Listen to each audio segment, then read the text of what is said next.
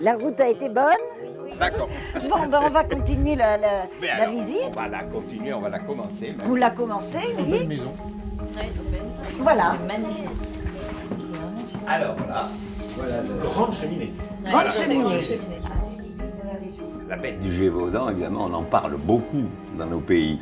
Elle n'a pas sévi ici, dans cette région, mais beaucoup plus dans le nord de la Lozère. On a fait des légendes après, mais c'est une réalité. Il y a eu des dizaines et des dizaines de personnes qui ont été tuées, voire même dévorées quelquefois. Allez, c'est parti.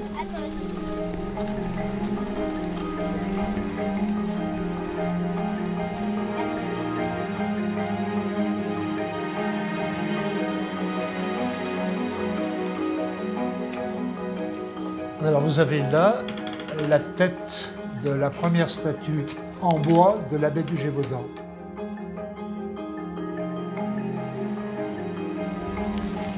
Bienvenue chez les loups du Gévaudan.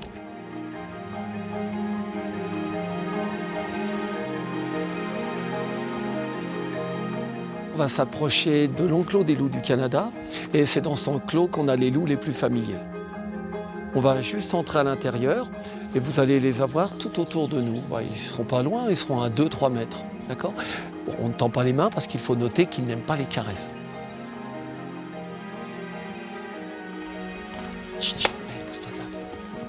Vous voyez qu'ils sont quand même hyper près. Ils font un peu comme en milieu naturel. Là, ils encerclent. On essaye d'encercler un peu.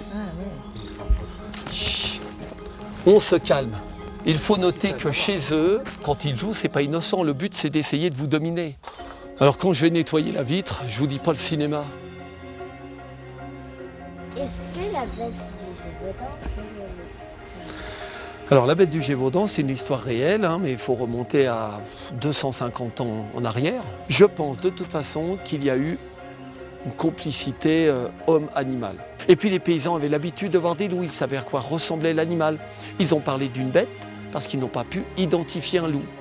Et là, regardez les enfants, on a même la chance de voir des louveteaux en train de téter leur mère. Regardez là-bas.